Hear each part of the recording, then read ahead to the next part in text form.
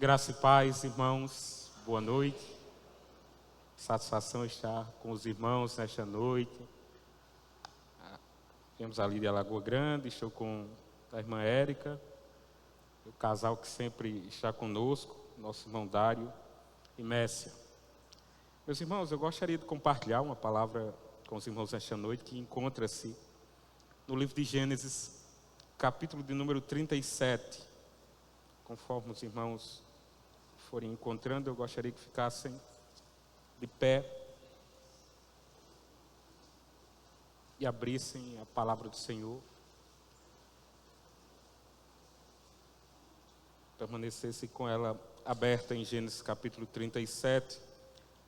Leremos do versículo 1 ao versículo de número 11. Eu estou lendo na Nova Almeida Atualizada.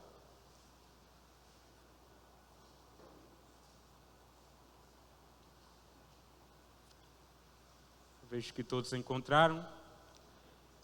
Veremos a palavra do Senhor. Jacó habitou na terra das peregrinações de seu pai, na terra de Canaã. Esta é a história de Jacó. Quando José tinha 17 anos, apacentava os rebanhos com os seus irmãos. Sendo ainda jovem, acompanhava os filhos de Bila e os filhos de Zilpa, mulheres de seu pai, e trazia más notícias dele para o seu pai. Ora, Israel amava mais José do que todos os seus outros filhos, porque era filho da sua velhice. E mandou fazer para ele uma túnica talar de mangas compridas. Quando os seus irmãos viram que o pai o amava mais do que todos os outros filhos, odiaram e já não podiam falar com ele de forma pacífica. José teve um sonho e o contou aos seus irmãos, por isso o odiaram ainda mais. Ele lhes disse: peço que ouçam o sonho que tive. Sonhei que estávamos amarrando feixes no campo, e eis que o meu feixe se levantou e ficou em pé, enquanto os feixes de vocês o rodeavam e se inclinavam diante do meu. Então os irmãos lhe disseram: você pensa que vai mesmo reinar sobre nós? Pensa que realmente dominará sobre nós? E com isso odiavam ainda mais, por causa dos seus sonhos e de suas palavras. José teve ainda outro sonho que ele contou aos seus irmãos, dizendo: sonhei também que o sol, a lua e 11 estrelas se inclinavam diante de mim. Quando José contou esse sonho ao pai e aos seus irmãos, o pai o repreendeu, dizendo: que sonho é esse que você teve? Você está querendo dizer que eu, a sua mãe e os seus irmãos iremos e nos inclinaremos até o chão diante de você? Os irmãos tinham inveja dele. O pai, no entanto, guardou aquilo no coração. Façamos mais uma oração, meus irmãos. Curvemos as nossas cabeças. Ó Deus, nós damos graças e glorificamos o teu nome, porque de forma tão graciosa a tua providência tem conduzido a nossa vida e nós somos gratos por isso. Entramos aqui nesta noite para louvar o teu santo nome, para engrandecer o Senhor através dos cânticos e também das nossas contribuições, assim como também, ó Deus, para apresentar as nossas petições, que são tantas diante do trono da graça do Senhor. Mas o nosso coração também deseja, acima de todas estas coisas, anseia, ó Deus, ouvir a tua voz, porque com isso também estamos louvando ao teu nome, porque quando paramos e atentamos para o ministro em que lê a tua palavra, expõe as escrituras, o nosso coração arde de louvor e gratidão ao teu nome. Contudo, ó Deus, nós rogamos pela intervenção divina, porque se reconhecemos e sabemos que há poder em tua palavra, ao mesmo tempo somos cônscios de que o vaso é de barro, dependendo da intervenção graciosa do Senhor. Ajuda-me, ó Deus, assim como a tua igreja, na compreensão daquilo que o Senhor deseja transmitir ao nosso coração. Nós te pedimos isso Em nome do nosso Senhor e Salvador Jesus Cristo, que vive e reina para sempre. Amém e amém. Pode sentar os irmãos.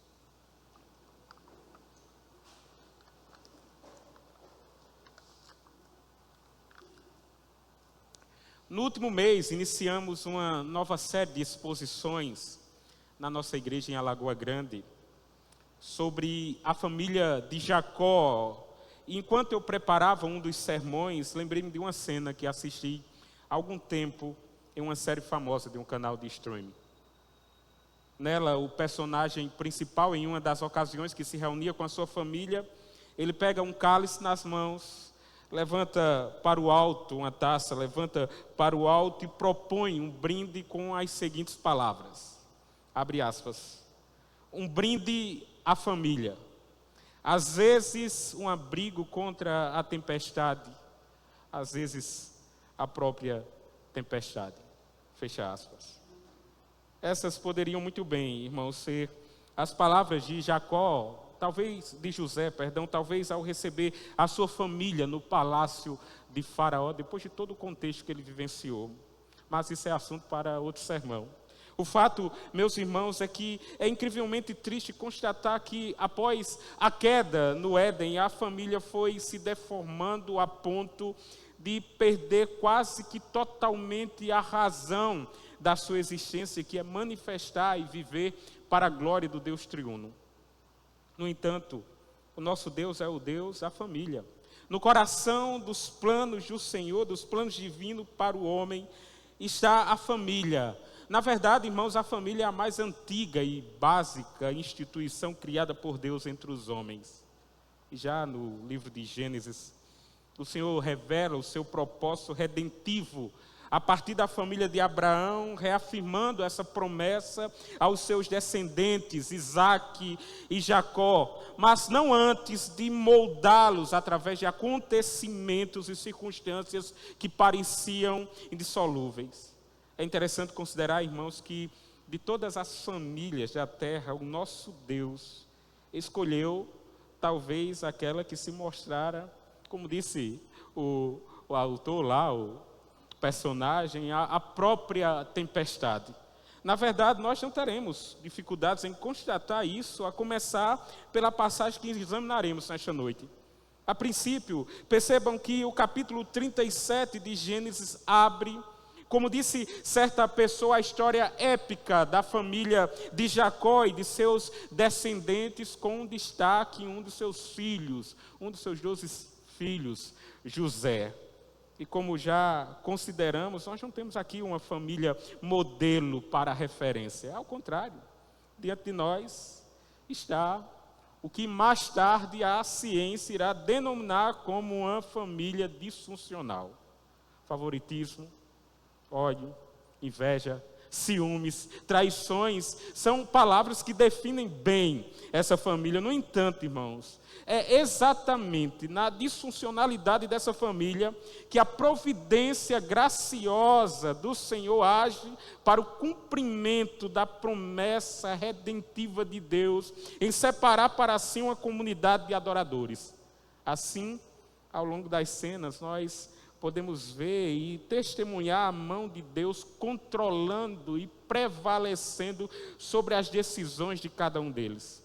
E no final, Deus levanta um herói, salva uma família e cria uma nação de onde veio o Salvador para o mundo todo. Um grande pregador disse uma vez que Hollywood sonha em escrever histórias como a história de José. Todavia, meus irmãos, lembrem-se que por trás dessa história está o Deus da aliança que sempre cumpre com as suas promessas e, sobretudo, que todo esse enredo aponta para o verdadeiro Salvador do povo de Deus e da nossa família, o nosso Senhor Jesus Cristo. Ademais, meus irmãos, como é natural a qualquer história, essa tem um início e hoje voltaremos a nossa atenção para alguns retratos dessa família disfuncional e veremos como a providência silenciosa de Deus age em todas as circunstâncias. Mas antes eu preciso pontuar algo.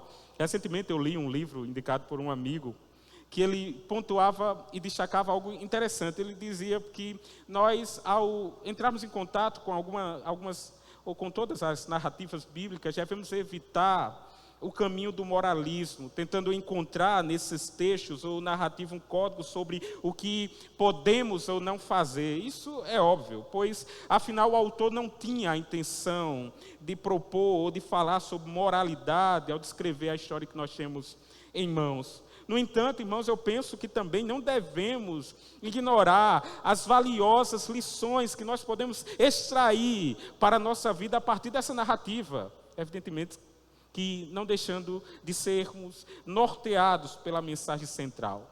Assim, meus irmãos, consideremos cada um desses retratos da família disfuncional de Jacó e ao final nós perceberemos como a providência silenciosa de Deus estava em ação. O primeiro retrato que eu posso destacar nesse texto está do versículo 1 ao versículo de número 3, o favoritismo pecaminoso de Jacó. Diz assim um texto: Jacó habitou na terra das peregrinações de seu pai, na terra de Canaã. Esta é a história de Jacó. Quando José tinha 17 anos, apacentava os rebanhos com os seus irmãos. Sendo ainda jovem, acompanhava os filhos de Bila e os filhos de Zilpa, mulheres de seu pai, e trazia más notícias deles a seu pai. Ora, Israel amava mais José do que todos os seus outros filhos, porque era filho da sua velhice, e mandou fazer para ele uma túnica talar de mangas compridas. Ao considerarmos, irmãos, o contexto, nós podemos observar que após narrar a morte de Isaac e a separação definitiva de Jacó e Esaú, Moisés continua e retoma a história de Jacó e a sua família complicada. Muitas coisas foram ditas sobre esse personagem ao longo dos capítulos anteriores de Gênesis, mas não a ponto de esgotar. Além disso, irmãos, percebam que o autor sagrado não esconde o que certamente era mais uma deficiência no caráter de Jacó. Pois, observem que já nos primeiros versículos deste capítulo salta à nossa vista a predileção que quase destruiu a vida do seu filho José. No versículo 3, nós somos informados que Israel amava mais José do que todos os outros filhos. Jacó, irmãos, tinha como filho predileto José. José era o filho predileto de Jacó. O texto apresentado relata que José era alvo do amor preferencial de seu pai, da predileção de Jacó. José era o filho primogênito de sua esposa amada, de sua esposa favorita. E além de ser o filho de sua velhice, ele também se destacava em caráter quando comparado aos seus irmãos. Certo escritor acertadamente destaca que naturalmente o que Jacó estava fazendo era apenas repetindo o modelo tóxico da família que conheceu na sua juventude. Pois talvez alguns devam lembrar que havia também da parte de seu pai e de sua mãe predileção que nós veremos mais à frente. Isso, irmãos, é uma tragédia. É uma tragédia que muitas vezes perpetuamos, irmãos, e reproduzimos a disfunção familiar que observamos em nossa família. Infelizmente, meus irmãos, às vezes nós não carregamos apenas traços físicos dos nossos pais, mas também são muitas e muitas vezes carregamos costumes e maus hábitos. Na família de Jacó, seu próprio pai, Isaac, preferia Esaú, enquanto ele era o favorito da sua mãe, Rebeca. Assim, quando chegou a sua vez, o mesmo ocorreu. Ele repete o mesmo modelo para com seus próprios filhos. Que tragédia, irmãos. Passar tal disfunção à próxima geração. Porque às vezes nós, eu acredito que vocês já fizeram já propuseram ao seu coração essa resolução de serem pais diferentes dos seus pais. Mas notem que Jacó, ele repete o modelo da sua família. Estudiosos sugerem, irmãos, que provavelmente havia uma dimensão espiritual na preferência que Jacó demonstrava por José. No versículo de número 3, o narrador conta que Jacó amava mais José porque ele era filho de sua velhice. Poderíamos esperar que Jacó preferisse José pelo fato de ele ser filho da sua esposa favorita, Raquel, o que era verdade. No entanto, o texto nos diz que ele era o filho de sua velhice, o que possivelmente aponta para a direção de que ele o amava mais do que os outros, porque havia uma certa identificação com José e o filho, e o seu pai, o filho de Sara, como é registrado em Gênesis 21, 2. Isso leva alguns comentaristas a sugerirem que Jacó amava José mais do que os seus irmãos, porque acreditava que ele seria o filho prometido por Deus, aquele que portaria a linhagem messiânica, a semente prometida em Gênesis capítulo de número 3, versículo 15. Essa expectativa foi provavelmente aprofundada e difundida pelos sonhos de José, nos quais os seus irmãos e o seu pai se prostravam diante dele. Certamente isso representava, talvez para Jacó, a confirmação por parte de Deus de que José era de fato o escolhido do Senhor. Evidentemente, irmãos, nada disso justifica a preferência, a predileção de Jacó, que embora expressasse amor, resultou em ódio, inveja, mentiras, dor e lágrimas. Na verdade, irmãos, inevitavelmente, essas são as consequências do favoritismo. Em qualquer família, enganam-se os pais que pensam que não causarão mal nenhum aos seus filhos a direcionar a atenção e o amor a um filho em detrimento de outros. Além disso, irmãos, notem também que Jacó não apenas amava mais José do que os seus irmãos, como também ele não escondia isso. Tanto que ele fez questão de tornar público o seu amor e o favoritismo por José, presenteando-o com o que, irmãos? Com uma túnica talar de mangas compridas. Trata-se de uma túnica que tinha mangas, como o texto diz, longas, e que se estendia até os tornozelos. Quanto à cor, há discussões. O fato, irmãos, é que nos dias de Jacó, as roupas de trabalho eram normalmente túnicas curtas e sem mangas, o que facilitava o trabalho, deixando os braços e as pernas livres para que os trabalhadores pudessem se movimentar com facilidade. Assim, essa túnica diferenciada era um emblema público do amor preferencial de Jacó por José. Estava claro para todos sua predileção. Estava claro para todos que de fato Jacó amava mais a José. Muitos sugerem, irmãos, que essa túnica tem um tom ou algo a ver com realeza, e se isso for verdade, ela aponta justamente para o que José se torna depois lá no Egito. Mas o fato é que publicamente Jacó estava designando José como governante sobre a família. No entanto, irmãos, é certo que Jacó não agiu de forma prudente ao amar mais José do que aos outros filhos, pois esse erro deve ser evitado por todos os pais que desejam liderar sua família com sabedoria.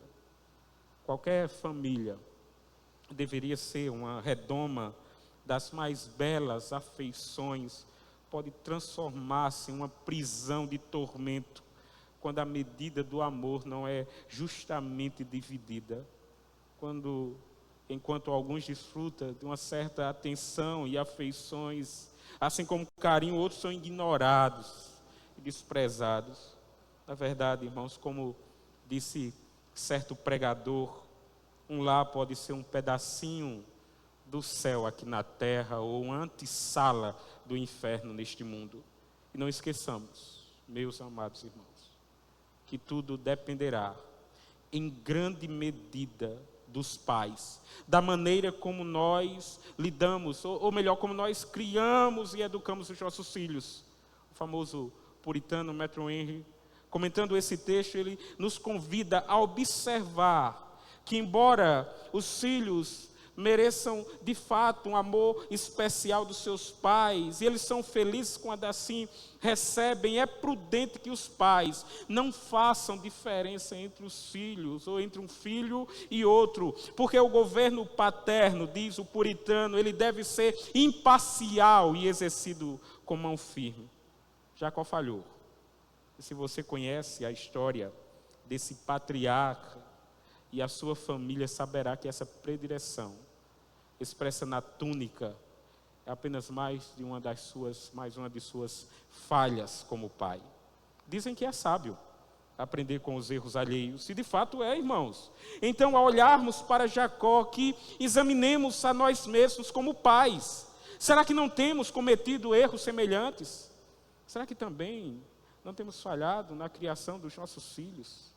Seja pelo favoritismo para com aqueles que julgamos mais dignos do nosso afeto e amor, ou pela falta de disciplina e omissão quanto aos insubmissos, porque se você analisar os capítulos anteriores de Gênesis, perceberá que Jacó também errou dessa maneira, quando diante de pecado dos seus filhos, ele foi omisso e não teve nenhuma ação quanto a discipliná-los.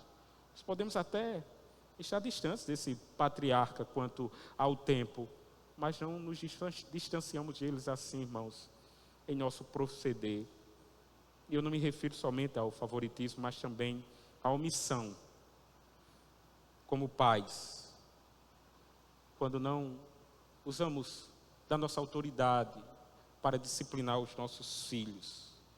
Que o Senhor nos ajude, meus irmãos, que Deus graciosamente nos capacite na criação de nossos filhos, que nós, pais, possamos amar os nossos filhos assim como somos amados por Deus, porque é assim que deve ser. A família, ela deve manifestar o relacionamento de Deus com a sua igreja, com os seus filhos. Prosseguindo, irmãos, considerem o segundo retrato dessa família disfuncional. Ele está justamente no versículo número 2 e também do 5 ao 9, a imaturidade prudente de José. Leiam comigo, versículo 2, primeiro diz assim: esta é a história de Jacó. Quando José tinha 17 anos, apacentava os rebanhos com os seus irmãos. Sendo ainda jovem, acompanhava os filhos de Bila e os filhos de Zilpa, mulheres de seu pai, e trazia más notícias dele ao seu pai, ou a seu pai. Versículo 5, José teve um sonho e contou aos seus irmãos, por isso o odiaram ainda mais. Ele lhes disse: peço que ouçam o sonho que tive. Sonhei que estávamos amarrando feixes no campo, e eis que o meu feixe se levantou e ficou em pé, enquanto os feixes de vocês o rodeavam e se inclinavam diante do meu. Então os irmãos lhe disseram: você pensa que vai mesmo reinar sobre nós? Pensa que realmente dominará sobre nós? E com isso odiavam ainda mais por causa dos seus sonhos e de suas palavras. Versículo 9, José teve ainda outro sonho que ele contou aos seus irmãos, dizendo: sonhei também que o sol, a lua e 11 estrelas se inclinavam diante de mim. Que José, irmãos, é o herói dessa história, todos nós concordamos. Além disso, nós podemos presumir facilmente que, por ser o herói da história, ele deveria ser alguém perfeito em tudo o que fazia. Alguns comentaristas bíblicos pontuam com propriedade que José, juntamente com Daniel e evidentemente com nosso Senhor Jesus Cristo, são os únicos grandes personagens bíblicos de quem nenhum pecado é revelado. No entanto, enquanto Jesus é de fato sem pecado, irmãos, o mesmo não vale para José e Daniel. José não era perfeito.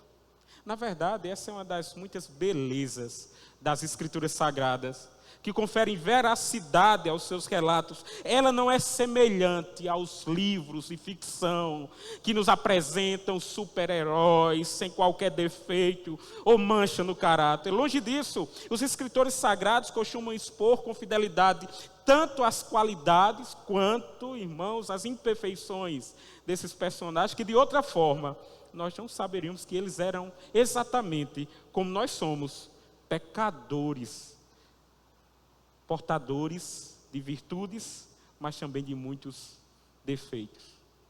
Certa vez eu li um texto do Dr. Martyn Lloyd-Jones que dizia o seguinte, abre aspas, as escrituras não tentam construir uma grande imagem de uma série de heróis sem defeito.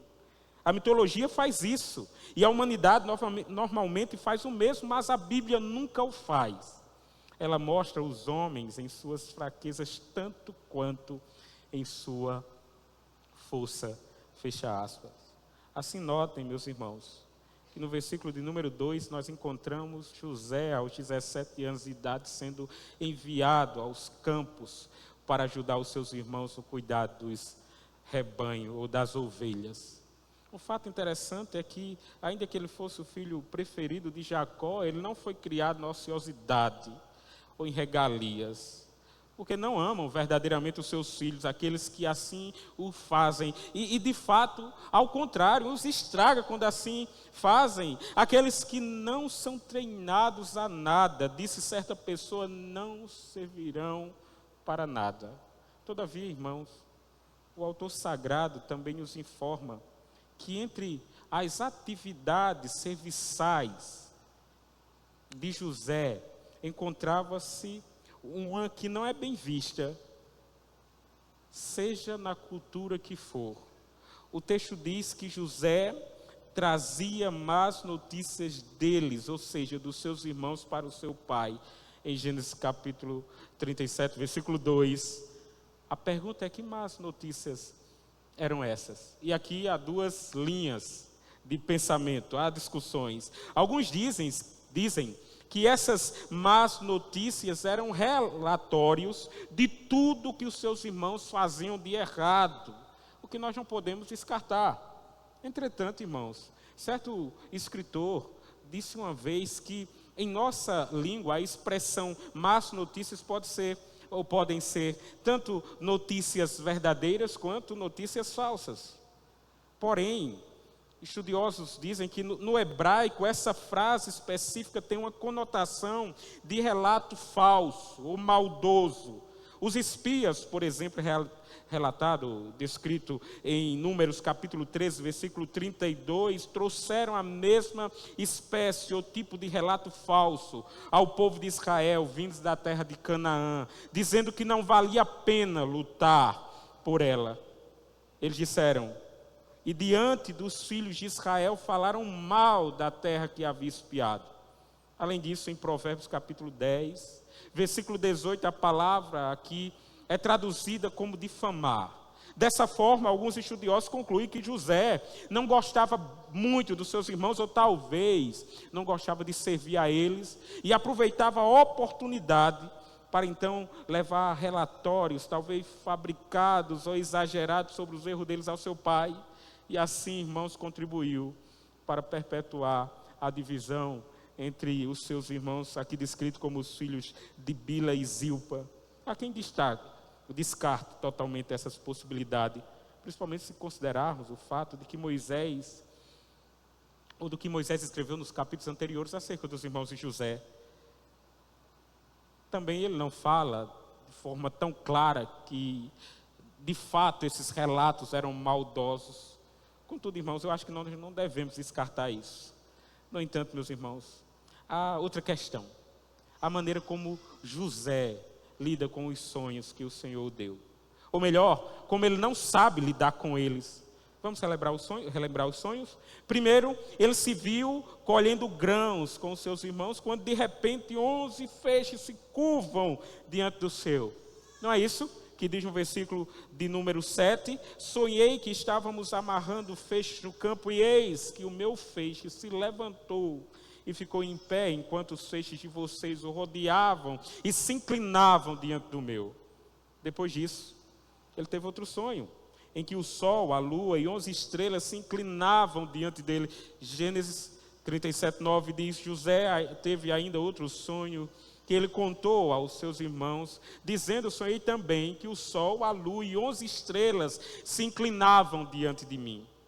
Certamente José sabia, irmãos, que os seus irmãos o odiavam, devido ao fato de ele ser o favorito do seu pai, em razão da túnica, Assim, ao relatar os sonhos em que ele não era apenas o favorito do seu pai, mas também o escolhido por Deus, parece que ele estava, de certa forma, esfregando na cara dos seus irmãos a sua exaltação. Foi imaturidade, irmãos, contar-lhe o primeiro sonho. E diante da amarga resposta que eles tiveram a respeito do primeiro relato, irmãos, foi no mínimo imprudente da parte de José contar o segundo sonho, sugerindo assim uma imaturidade em uma escala gigantesca. Você conhece algum José? Ou você é um José? Muitas pessoas se assemelham a esse jovem nesse aspecto, talvez na sua imaturidade, imprudência. São pessoas que não sabem lidar com o sucesso, com a prosperidade, com o crescimento profissional ou até mesmo ministerial, não sabem lidar com as dádivas graciosas de Deus e se enchem de orgulho, seja uma promoção no trabalho, uma ascensão na vida acadêmica. O resultado do sucesso rapidamente é que às vezes se tornam orgulhosos e cheios de si. Embora essas conquistas sejam boas, irmãos, elas são muito perigosas ao nosso coração, ao coração humano, que é naturalmente orgulhoso. Alguém pode dizer e advogar, não, mas José era um jovem, ele não media as suas palavras. Irmãos, era um jovem de 17 anos. Isso facilmente pode ser reproduzido em nós, quando somos agraciados por Deus, quando recebemos alguma dádiva do Senhor. Isso pode facilmente corromper o nosso coração, a menos que Deus nos guarde. José estava em perigo, ele precisava de ajuda, assim, meus irmãos, como muitas pessoas em nossos dias. Então, é válido esse conselho para cada um de nós nesta noite. Cuidado com o seu coração, cuidado com a maneira como você lida com as dádivas que o Senhor graciosamente tem nos concedido. O orgulho rapidamente toma o coração. E C.S. Lewis disse uma vez que o orgulho é a galinha sobre a qual todos os outros pecados são chocados. Cuidado com o coração. A fase na nossa vida, principalmente na nossa juventude, que as dádivas, as ascensões acadêmicas, profissionais enchem o nosso coração de orgulho. Bem, meus irmãos, eu não posso dizer com tanta propriedade que esse jovem estava cheio de orgulho. Talvez eu estaria forçando demais o texto ao fazer essa afirmação. Contudo, não podemos descartar essa possibilidade. Afinal, ele conta para os irmãos, e mesmo o primeiro sonho, mesmo diante da reação deles, depois conta outro sonho que o Senhor o deu. Demais, irmãos, ao comentar esses versículos, o reverendo Hernandes Dias Lopes diz que os sonhos de José se tornaram o pesadelo de seus irmãos. E o fato, irmãos, de ele não guardar esse sonho, ou esses sonhos, apenas para si, mas compartilhar com o seu pai e os seus irmãos, agravou ainda mais a já difícil relação dos irmãos com ele, que passaram a odiá-lo ainda mais.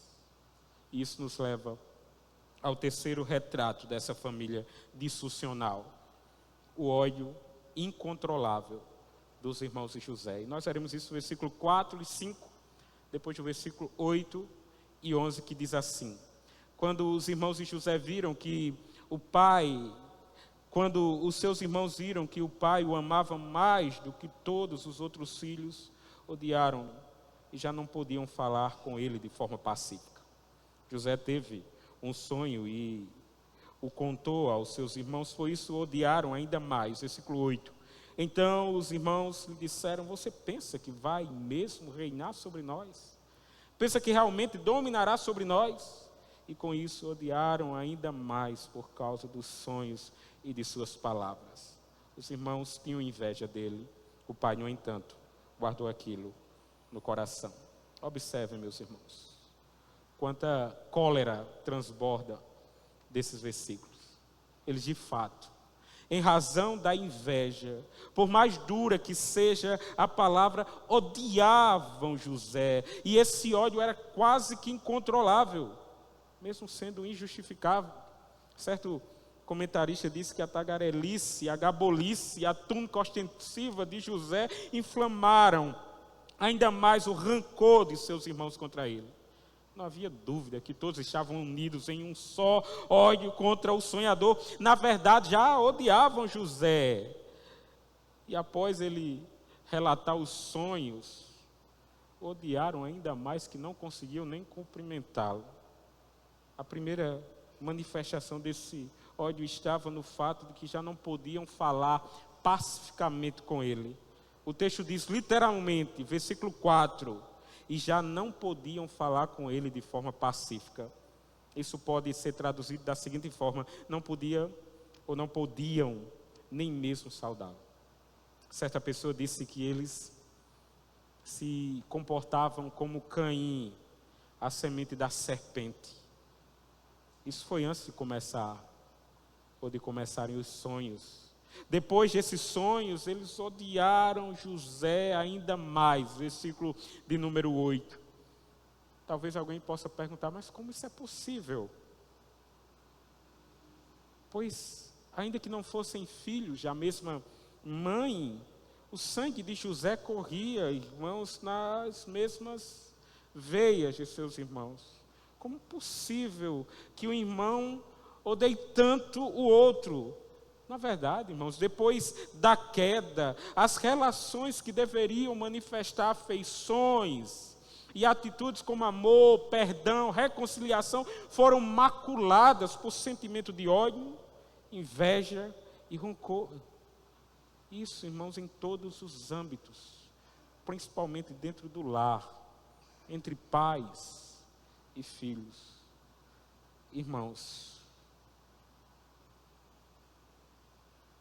eu não sei se isso talvez seja conhecido por vocês, mas eu fui criado, educado em uma cultura onde nós deveríamos honrar os nossos pais. Então, minha mãe sempre pegou muito pesado com isso, a minha tia, avó também. E eu lembro que na minha juventude havia uma família bem conhecida na rua que nós morávamos, lá em Picuí, em que era normal os filhos se intrigassem dos seus pais e não falavam. E o pior, amaldiçoavam os seus pais. Para nós, que fomos educados de outra maneira, da maneira que deveríamos honrar os nossos pais, isso era terrível. Mas o fato é que isso é reflexo da queda. Certa pessoa escreveu uma vez que o tema irmão ocorre nada menos que 21 vezes neste capítulo que nós lemos. No entanto, é uma história sobre irmãos que não conseguiam manter um bom relacionamento um com o outro. Na verdade, os irmãos, vocês já perceberam que os irmãos não se dão em lugar nenhum do livro de Gênesis? Quem foram os primeiros? Quem lembram? Caim e Abel. Depois continuou nas gerações Isaac e Ismael, Jacó e Esaú, e o mesmo modelo continuou quando adentramos a história da próxima geração, no caso da família de Jacó. Demais, irmãos, nós não podemos esquecer quem eram os irmãos de José. Eram homens cheios de fúria, perigosos, depravados. Por exemplo, Rúben, ele desprezou a moral e deitou-se com a concubina do seu pai. Não apenas em um ato de lascívia, mas também de rebeldia contra a lei do Senhor. Simeão e Levi massacraram uma cidade inocente, isso está no capítulo número 34. Agora eles estão cheios de ódio por José, e ao longo da história nós podemos ver em que resultou essa fúria. Como disse certa pessoa, a atmosfera agorenta permeava sobre toda essa narrativa, mesmo antes de chegarmos nos eventos seguintes. Ainda neste capítulo, irmãos, vocês podem ver que o ódio é um sentimento devastador. Talvez nenhuma reação seja tão cruel e destrutiva quanto o ódio. Pessoas tomadas pela cólera cometem atrocidade Elas saem de si. O ódio, irmãos, embrutece e cega a pessoa. E lamentavelmente, meus irmãos, não são poucas famílias que, assim como a família de Jacó, estão nutrindo esses sentimentos, ou sentimentos como esses. Estão se deixando corroer pela ira, pela inveja, pelos ciúmes. Sentimentos que não deveriam existir dentro do lar, no seio familiar. Quantas famílias, assim como a família desse patriarca, não sabem o que é shalom, não sabem o que é paz. Quantos irmãos romperam o relacionamento e não conseguem nem sequer cumprimentar-se uns aos outros. São famílias semelhantes a essa, que precisam desesperadamente de uma intervenção divina. Se você encaixa-se nesta condição, procure reconciliação. Peça graça a Deus. Às vezes é tão natural que familiares carreguem no coração ódio contra um irmão ou um parente que fez algo que se tornou inesquecível em sua mente. Embora haja naturalmente no seu coração, diz: eu não consigo perdoá-lo. Eu gostaria de dizer a você nessa noite: peça graça a Deus. Abandone as mágoas. Libere perdão, antes que seja tarde demais. Deus pode restaurar a sua família. Deus pode restaurar o seu lar. Deus pode mudar a realidade da sua família. Peça graça a Deus e libere perdão. Prosseguindo, no versículo número 7, Moisés nos informa que enquanto os irmãos de José tinham inveja dele, o pai, no entanto, guardou aquilo no coração. Citando mais uma vez o reverendo Hernandes Dias Lopes, ele diz que no meio dessa tempestade de ódio e ciúme dentro da casa, Jacó ponderava sobre essas coisas em seu coração, considerando consigo mesmo não tendo discernimento acerca da natureza dos sonhos de José. Jacó entregava-se à reflexão sobre o que poderia ser isso. Com isso, o patriarca nos ensina, irmãos, que há momentos que nós devemos nos calar e meditar. O silêncio é melhor do que a eloquência frívola, e a meditação melhor do que o palavrório insensatos. Portanto, diz o autor, não tenha ciúmes de quem Deus está levantando e usando para os seus propósitos.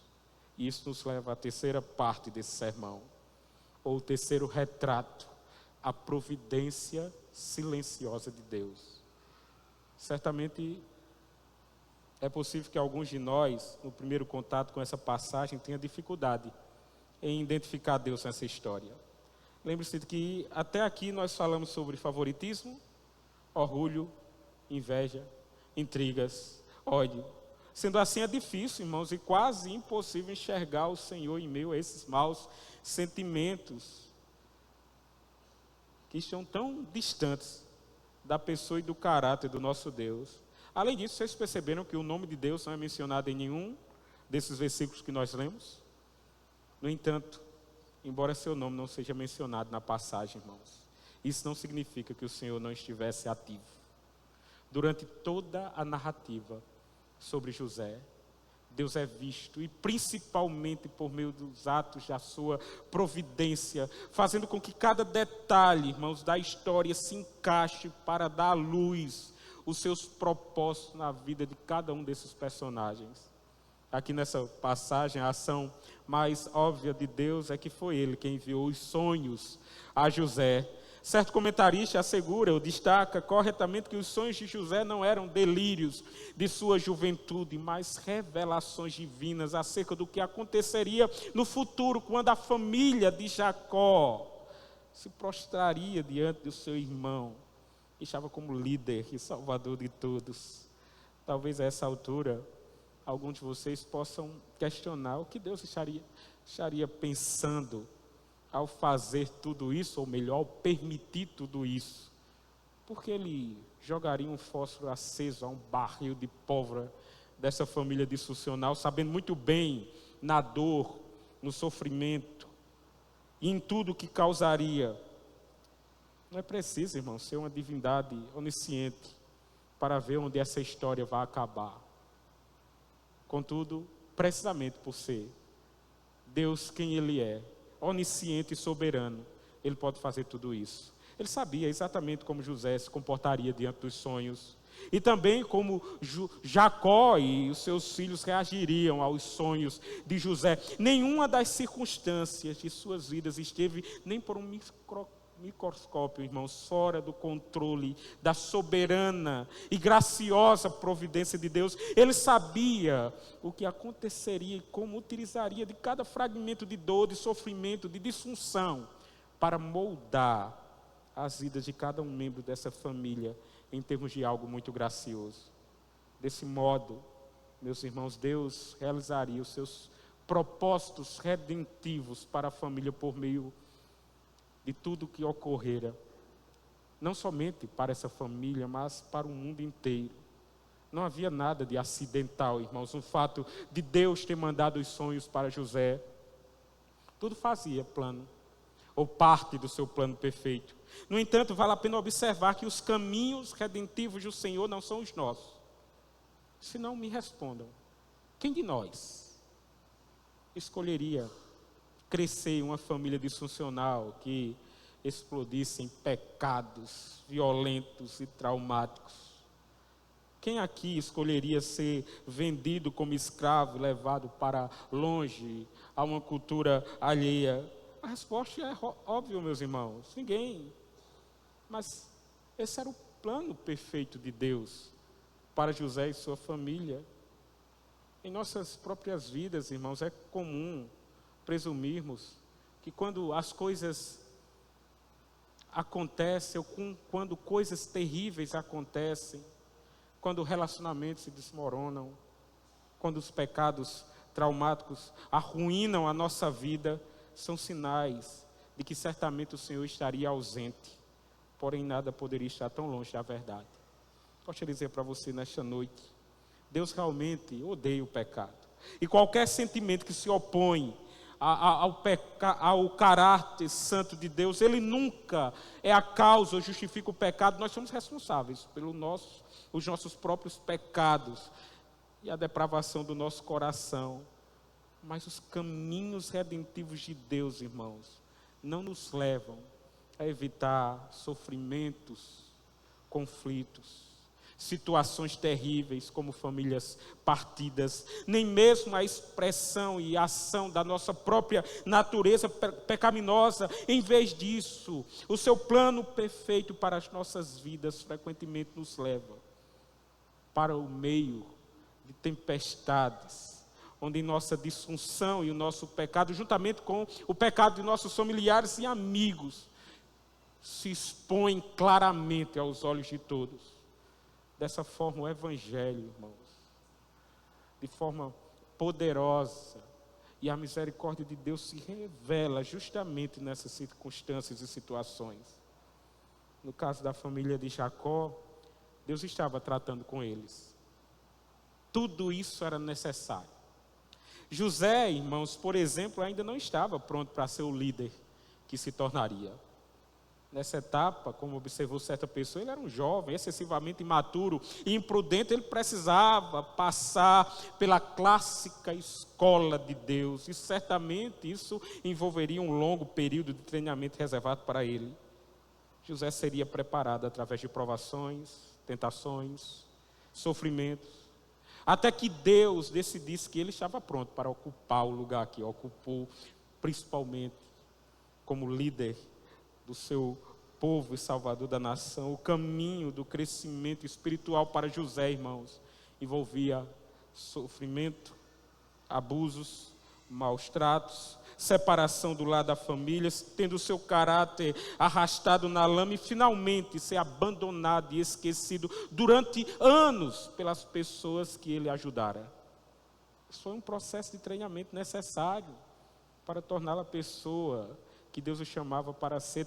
Tais provações e dificuldades seriam precisamente as experiências que moldariam tanto o coração a ponto dele compreender a sua fraqueza e depender exclusivamente do Senhor em suas necessidades. Mas não somente ele, irmãos. Seu pai e seus irmãos também foram lapidados por Deus, Todos, ainda que de modo diferente, porque a metodologia didática do Senhor é multiforme, seriam treinados por Deus até que finalmente estivessem prontos para liderar o povo do Senhor. Vocês poderão ver isso nos próximos capítulos, em particular no pecado de Judá, no seu arrependimento, aquele de quem descende Davi e o Messias. O fato, meus irmãos, é que a graciosa providência de Deus estava em ação, ainda que silenciosamente na vida dessa família. Talvez a sua família não seja semelhante à família de Jacó. Afinal, nós somos diferentes uns dos outros. E cada família possui as suas características, os seus defeitos. Contudo, é possível que algumas dessas imperfeições tão terríveis que existiam na família do patriarca, irmãos, possam também ser encontradas. Ou encontradas em nossa família.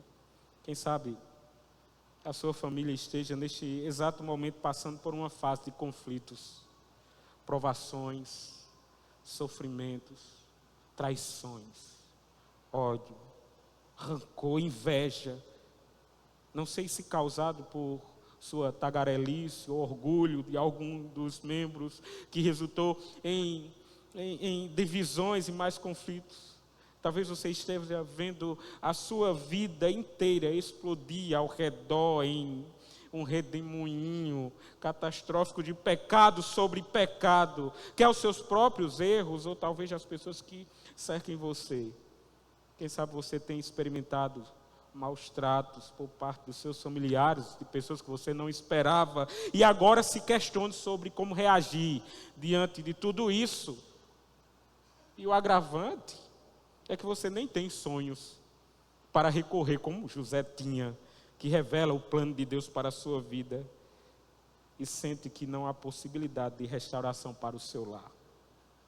Pode ser que você, ou talvez algumas pessoas aqui presentes possam pensar: Deus esqueceu, Deus me abandonou completamente. Mas eu lhe asseguro, irmãos, isso não é verdade. Deus não esqueceu de você. As circunstâncias que você está vivenciando não representam o esquecimento, a ausência ou a inatividade do Senhor. Deus está agindo, meus irmãos, na história da humanidade, e Ele também está agindo na história da sua vida. Ele está agindo na história da sua família, mesmo que neste momento você seja incapaz de enxergar a mão de Deus em tudo que você está vivenciando, pois sua visão possivelmente ofuscada pelas lágrimas de sofrimento e provações e traições e dores, não consigam ver o Senhor, mas Ele está trabalhando. O plano glorioso de Deus está em ação na sua vida. Tudo está ocorrendo exatamente como Deus determinou que ocorresse. Cada sofrimento, cada dor, cada decepção, cada traição, tudo isso, embora não esteja sob o seu controle, mas está no controle daquele que é gracioso e poderoso e tem conduzido graciosamente a nossa vida. Deus está agindo no nosso lar. Portanto, meus queridos irmãos, durante esses dias tenebrosos de provação e sofrimento, agarre-se à certeza de que a providência graciosa de Deus conduzirá a sua vida, de maneira que todas as coisas são para a glória de Deus e ao mesmo tempo para o seu próprio bem. Porque é verdade, todas as coisas cooperam para o bem daqueles que amam a Deus. Suas dores, sofrimentos, a disfuncionalidade da sua família. Meus irmãos, aqui à frente, falando para vocês, alguém que não veio de um lar, senão de um lar disfuncional. Mas a graça de Deus esteve agindo na minha vida e na minha família. Não é diferente do seu lar. Então não se desespere. Confie na providência do Senhor. Confie que tudo está ocorrendo, primeiro para a glória do nosso Deus e também para o seu bem. Sei que talvez seja difícil enxergar isso, por exemplo, diante de uma traição, uma decepção na família, diante das vezes da inveja. Mas eu gostaria de dizer, Deus está no controle de todas as coisas. Isso não é uma chave, isso não é uma frase de efeito. É um solo sobre o qual nós podemos construir a nossa casa. Deus está no controle de todas as coisas. Nada, absolutamente nada, foge do controle soberano do Senhor, meus irmãos. Tudo virando de cabeça para baixo, na casa do grande patriarca. Tudo parecia estar sem controle. Um filho prestes a ser vendido. Irmãos, nutrindo ódio no coração. E Deus soberanamente no seu trono conduzindo a história dessa família. Da mesma maneira, nosso lar. Talvez alguns de vocês que entraram aqui nesta noite estão com a casa de cabeça para baixo. Mas eu gostaria de lembrá-los, o que vocês têm ouvido aqui tantas vezes. Deus continua no trono, soberanamente, reinando sobre a disfunção da sua família, sobre o seu sofrimento, as suas decepções, os seus conflitos familiares. Deus está reinando soberanamente sobre todas essas coisas. Finalmente, meus irmãos, nós não podemos esquecer que esta narrativa não é somente sobre o que Deus estava fazendo nas vidas de Jacó, José e seus irmãos. É sobre, irmãos, o que ele estava fazendo para redimir o seu povo em Cristo. Os sonhos desse capítulo de Gênesis são grandiosos demais para serem meramente a respeito de José. Certamente eram sombras que preanunciavam eventos que ocorreriam mais tarde, quando todos os irmãos e José estão ali diante dos seus pés, e isso se cumpre.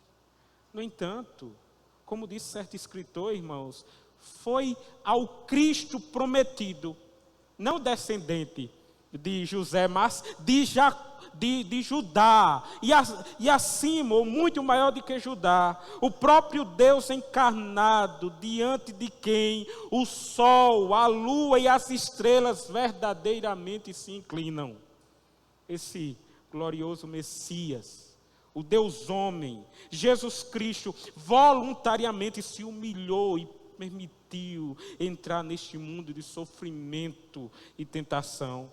Ele deixou de lado a sua túnica de honra, o lugar seguro ao lado do Pai, como filho escolhido, o primogênito de toda a criação, deixou para trás a glória e o constante louvor dos anjos e arcanjos, e se expôs ao mundo que o rejeitaria, desprezaria, odiaria e no final mataria.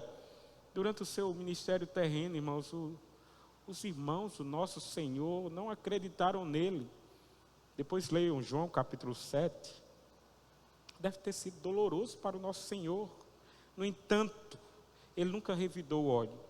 Ele jamais se exaltou à custa de outros. Ele não zombou dos pecadores fracos e quebrados. Ele poderia ter se enchido de orgulho, de justiça e manifestado impaciência para com o povo tolo e cheio de pecado, mas em vez disso ele foi manso, humilde, compassivo para com aqueles que estavam sobrecarregados do pecado. Alguém talvez possa olhar para a história do nosso Senhor Jesus Cristo e perguntar o que Deus estava pensando a voluntariamente enviar Jesus Cristo para esse barril de pólvora, desse mundo depravado e pecador, dando-lhe um corpo físico, sujeito à tortura, ao ferimento.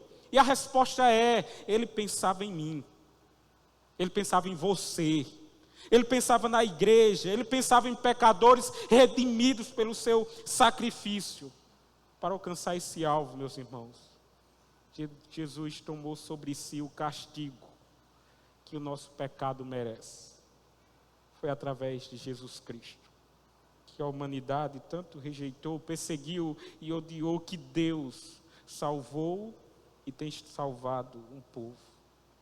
Além disso, irmãos, ele morreu para que os relacionamentos pudessem ser restaurados, para que cada um aspecto da nossa vida, incluindo as nossas famílias, pudessem ser alcançadas pela maravilhosa graça do Senhor. No final da história de Jacó e sua família, de José, nós sabemos. Ele salvou os seus. Ele salvou a sua família. Nós também sabemos o final da nossa história.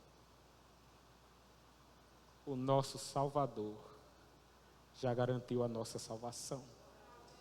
E essa graciosa disposição daquele que foi humilhado, desprezado pelos seus irmãos, não se restringe apenas a uma nação, mas se estende a todos os povos, e de uma maneira ainda mais especial ao nosso lar, à nossa família.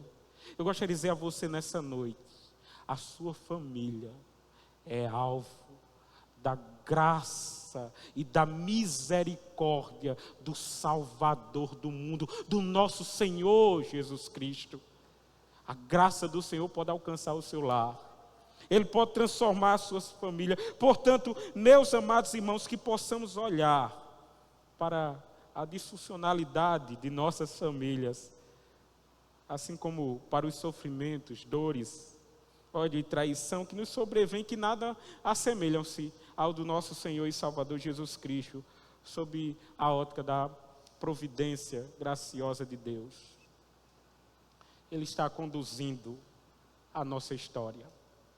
Ele está conduzindo a história da nossa vida. Ele está conduzindo a história da nossa família.